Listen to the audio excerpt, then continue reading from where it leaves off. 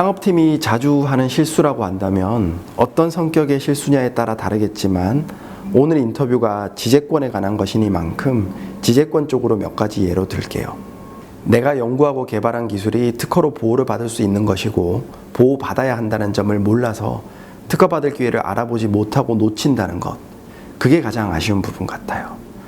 특허가 중요하다는 막연한 생각은 마음속에 있지만 이런 것까지 특허가 되는 거였어? 하는 생각을 나중에 경쟁사 특허들을 보면서 뒤늦게 하는 것.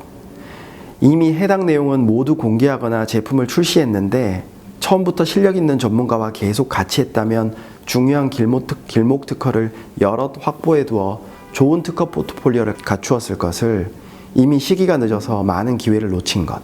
지재권에 대해서 너무 무지해서도 안 되지만 어설프게 하는 것도 위험할 수 있어요. 내가 특허를 저번에 한번 내봤는데 이런 거는 특허가 안 돼. 이런 거는 나중에 하면 돼. 이렇게 스스로 판단하고 한참 시간을 흘려보내는 거. 다시 한번 강조하지만 지재권 분야는 내가 전문가가 아니라는 점을 솔직히 인정하고 처음부터 전문가의 도움을 찾아보는 것. 그거면 문제없다고 얘기할 수 있어요. 구체적으로 기업이나 기술을 밝힐 수는 없지만 교내 창업에서 시작한 팀이 하나 생각나네요.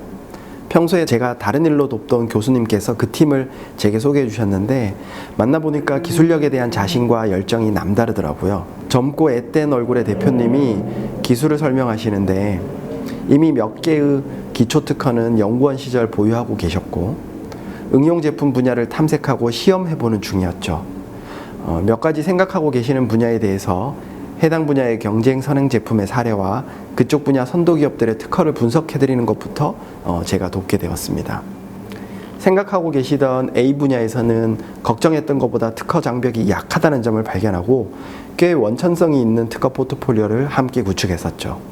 그리고 다른 B 분야에서는 워낙에 강하게 잡아놓은 일본 기업과 미국 기업 선행 특허들이 확인이 돼서 그의 문제가 안 되도록 전략을 수립하고 응용 특허들을 출원해서 확보해드렸고요. 고무적인 것은 그렇게 그 스타트업의 기술력과 포트폴리오를 좋게 본 결과인지 초반에는 생각지 못했던 또 다른 C 분야의 국내 1위이자 세계 선도 기업이 얼마 전 해당 기업에 협업을 제안해 와서 크게 성장할 기회를 마주했다는 것입니다. 물론 그 소식은 대표님이 저랑 가장 먼저 공유하고 상의를 하셨고 저와는 C 분야에 대해서 특허 출원을 미리 준비함으로써 그 기업과의 협력에서도 이 팀이 리스크를 최소화하고 기회를 잘 살릴 수 있는 기반을 마련해 놓았던 것이 저도 보람됩니다. 특허권 속지주의를 앞에서 말씀드렸는데요. 극단적으로 얘기하면 특허받은 그 나라 외에서는 권리자에게 아무 소용이 없고 기술만 알려주는 거예요. 특허권이 기술을 공개한 대가로 주어지는 인센티브 같은 거라고 말씀드렸잖아요. 특허 문헌은 공개가 되면 전 세계 누구에게든 알려주는 것이 되는데 권리는 특허 출원을 한 그 국가에서만 받게 되는 거죠. 요즘은 또 달라지고 있긴 하지만 복제약이 가장 많이 만들어지는 나라 중에 인도가 있어요. 그 나라에서는 특허권을 받지 않았기 때문에 인도 내에서 복제약이 만들어지는 것은 제약회사 입장에서 못마땅하기는 해도 그 나라에서는 불법이 아니에요. 아주 합법적인 것이죠. 그런데 재료와 돈을 투여해서 제품을 만든다는 것은 판매를 전제하고 있는 거잖아요. 과연 인도에서 인도 국민만을 대상으로 내수 유통만 할 생각으로 그렇게 복제약을 대규모로 만들까요? 아니에요. 결국 음성적인 경로를 통해서 그 약물이 특허로 보호되고 있는 나라에도 일정 부분 흘러 들어가요. 공식적으로 양지에서 사업을 하는 것이 아니기 때문에 잡기 어려울 뿐이죠. 그래서 요즘은 최종 수요가 발생하는 소비국가 외에도 생산기지가 되는 국가에서 특허를 받아 놓아야 한다는 인식이 많이 늘어났죠. 따라서 글로벌 진출을 플랜에 넣고 있는 창업팀이라면 먼저 시장 환경 분석을 통해 그 기술, 그 제품의 생산이 어느 국가에서 주로 발생되며 엔드 프로덕트로서의 소비는 어느 국가에서 가장 큰지 이런 규모를 살펴봐야 돼요. 당연히 그 국가들에 대해서 우선순위를 정하고 그에 따라 예산이 허용하는 범위에서 해외 특허를 확보해야 되겠죠. 나아가 또 글로벌 무대에서 경쟁이 될 경쟁자는 어느 나라에 있으며 그 경쟁자의 매출이 발생하는 국가는 어딘지도 고려를 해야 되는데요. 결국 글로벌 시장에서 경쟁 무대는 A 국가이지만 특허 전쟁이 났을 때 상대방이 가장 뼈아파할 시장이 어디인지 특허 보호에 가장 우호적인 국가는 어딘지 두세 수를 앞서 보면서 분쟁을 준비하는 전략도 생각해 봐야 된다는 거예요.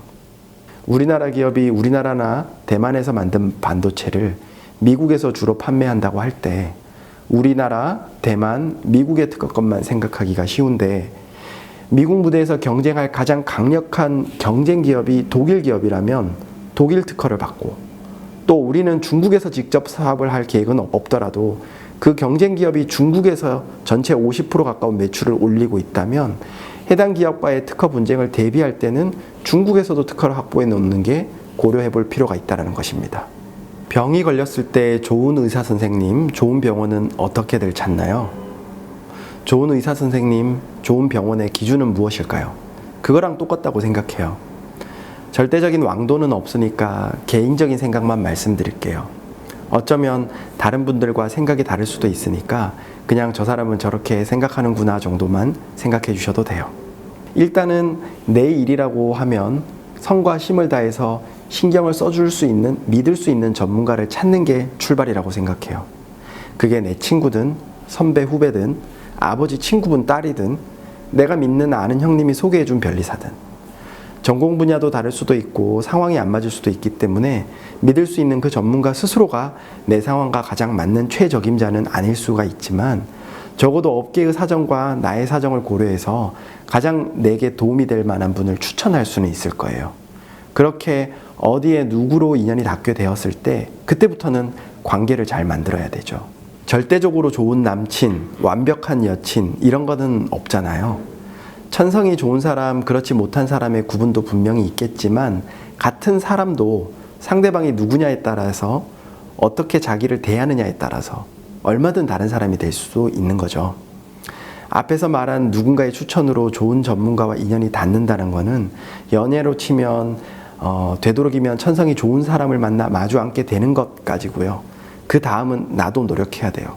좋은 사람과 내가 인연이 돼서 관계를 발전시켜 나가는 데는 나의 매력이나 나의 노력도 필요하다는 말씀을 드리고 싶어요. 결국 사람이니까요. 전문가가 그 자리에 있기 위해서는 내 분야에서 내가 여기 온 것만큼 그 사람도 많은 노력을 해서 왔겠구나 이렇게 생각하고 서로 존중하는 말과 행동을 보이는 것, 즉 기본적인 매너를 지키는 것만으로도 여러분을 존중하고 진심으로 도우려 할 거예요. 매너가 사람을 만든다라는 대사가 있죠. 내가 존중받기 위해서는 상대방을 존중하면 돼요. 진심으로 대하고 그러면서 전문가가 보여주는 신뢰의 결과를 보고 소통하면서 같이 한번 가보는 거죠. 다행히 특허법인이나 변리사랑 헤어지는 거는 연인이랑 헤어지거나 이혼하는 것보다는 훨씬 쉬워요. 아니다 싶은 판단이 확고해지면 아주 젠틀한 굿바이를 할 수 있답니다. 다른 좋은 전문가들도 많이 있고요. 그래서 너무 완벽한 최고의 누군가를 찾는 방법은 답이 없어요. 운명처럼 나한테 가장 도움이 될 만한 사람을 한 번에 만날 수도 있지만 여러 인연을 거친 후에 만날 수도, 또 어쩌면 영원히 내가 생각하는 그런 좋은 전문가는 못 만날 수도 있어요. 스스로 같이 노력하고 매너를 갖고 만족과 감사를 할 줄 아는 그런 내가 되지 않는다면요.